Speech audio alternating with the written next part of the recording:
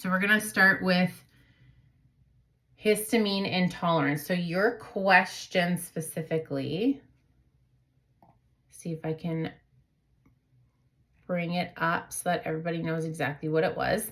So you said, I'm suffering from seasonal allergies / snow mold more than usual this year. Any correlation to hormones, to inflammation struggles? Do you have any health or nutritious tips? Yes. Okay, this gets brought up a lot. So what is a histamine intolerance, first of all? So a histamine intolerance occurs because fluctuating estrogen increases your histamine production. So in perimenopause, your estrogen is, again, you have estrogen receptors everywhere. So some of you are giggling, yes. So it occurs because of fluctuating estrogen. And it also, with fluctuating estrogen, decreases the enzyme called DAO that is responsible for breaking histamine down.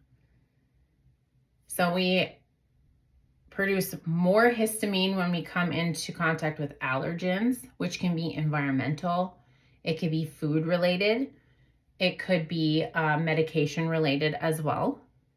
And then our body no longer has the ability to produce the enzyme that it needs or produce it as efficiently as it used to break down that histamine and rid it from the body. So then all of a sudden we're starting to feel itchy. We are really stuffed up. Maybe we have postnasal drip. Maybe we're coughing, blowing our nose all the time. It can also make your hot flashes worse. It can give you headaches. So a lot of perimenopause specific symptoms.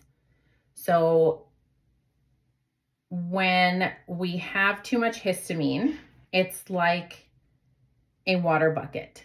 Certain things fill it up, but we have less of the ability to empty that bucket because our estrogen is fluctuating too much. So you might even find, since estrogen is what goes up and down, that sometimes it's not so bad, and then other times during the month it's terrible. And you're like, well, I was okay last week, but this week it's really bad. And then our progesterone, as we know, just does that straight decline. So some people are a little bit more prone to producing too much histamine, and others have a smaller bucket to begin with. So some of us produce too much, and some of us just don't have the ability to hold as much histamine just based on genetics and the way that we were made. And then we all have a different level of DOA, so that enzyme that helps us get rid of histamine, which is all affected by our crazy, insane estrogen fluctuations. So what can you do about it? You could look at doing a low histamine diet. I have talked to a naturopath about this before for myself. And I also talked to, who was I talking to? Oh, the nutritionist that I work with in Saskatoon, Courtney. She also recommended the low histamine diet. Now, a lot of what she suggested, so she sent me a list. I have it here. So foods like alcohol, of course, beer, wine, champagne, processed meats, so your deli meats. She also said that some of the meats at Costco that are already cooked and prepackaged, so I recommend those pre-cooked chicken packets. She said those could be in histamine intolerance, helping with it.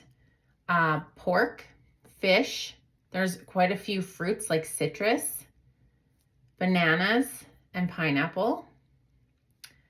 Strawberries, egg whites, sauerkraut, cheese, nuts and legumes, chocolate, licorice, vinegar, and then anything with preservatives or additives.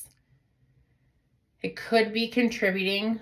However, if you don't eat a lot of those different things, or you eat them and normally that's not part of the problem, like you're really noticing, oh, this is truly seasonal, I can tell because it does go away. This would be somebody who has like a chronic histamine intolerance. They would probably want to look at a low histamine diet. I also found when that was suggested that it's even more limiting. So you're like, I'm already struggling with eating more protein, making sure I'm getting enough fiber, eating lots of vegetables, trying my best to avoid, the donuts, cookies, and cakes at work. And now you're telling me that I have another list of things that I shouldn't be eating. So that to me, that was the biggest thing to me. And the naturopath suggested it before my wedding. And I was already tracking my food. And I'm like, no, I cannot handle another thing. And even, it was the beginning of this year, I talked to the nutritionist, she suggested this. And I went, I really don't think that that's going to be a huge contributing factor. Cheese, yes. Because if I eat too much dairy, I'm like immediately phlegmy.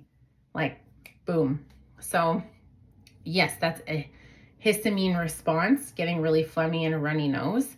So I don't eat a lot of dairy, but to tell someone to not eat strawberries and egg whites, like, okay, that could be a little extreme. So it's one example.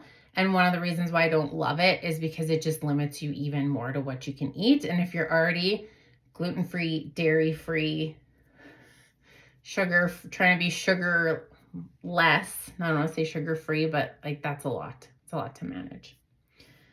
Something else that you can look at is supporting your gut health. So focusing on fiber and a pre and a probiotic can be helpful. Stress management. Higher stress means higher histamine production. So that can be very helpful as well. All things that we've talked about, fiber intake and stress management are a huge part of the program. An antihistamine, which you're already taking and you already went and got a prescription for an even more robust one.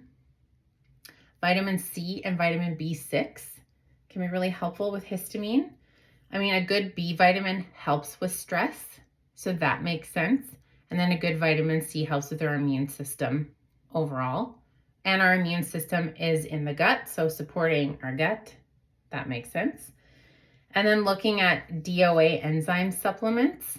I don't have any examples of what that is. That would be something I would talk to a pharmacist or your doctor about.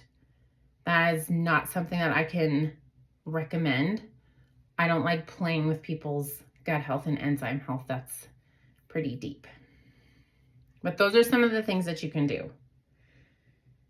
So since histamines are a chemical produced by your mast cells, which is what your immune system releases to fight infection and things like that, and unwanted intruders such as allergens, focusing on those things can be really supportive.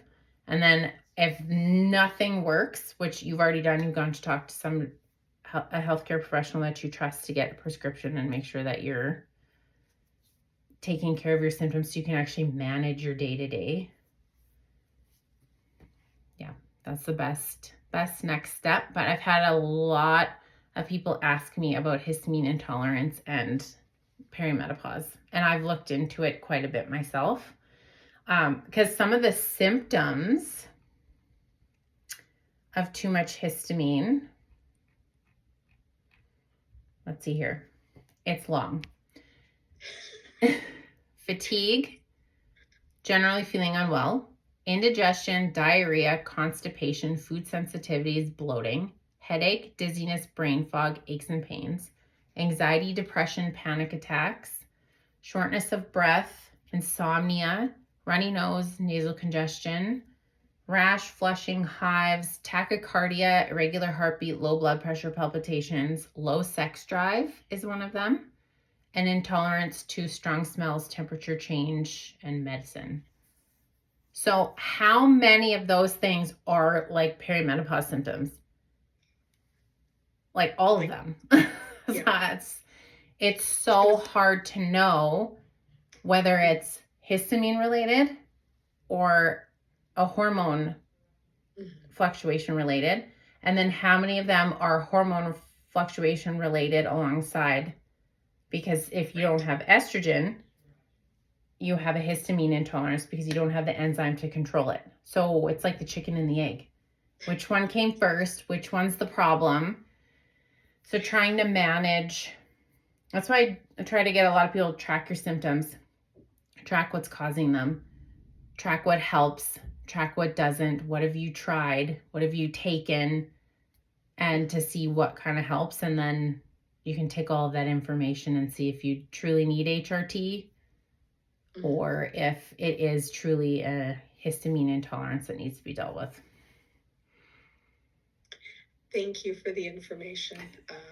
Good reminder. And it does make sense that it seems the pattern is every season as my age increases, my symptoms happen to be more challenging. So the chicken and egg, it's very, very good description, but I appreciate the recap. And you're right, I'm not ready to go full low histamine, but a good reminder to stay away from the processed and dairy, at least those to start. So thanks for that. Yeah, of course. And you could try for a bit, eliminate some, if you want to eliminate some of those things, see if it helps. It's probably not going to make it go away altogether, but if it eases some of your symptoms while you're having them, that could be a really good place to start.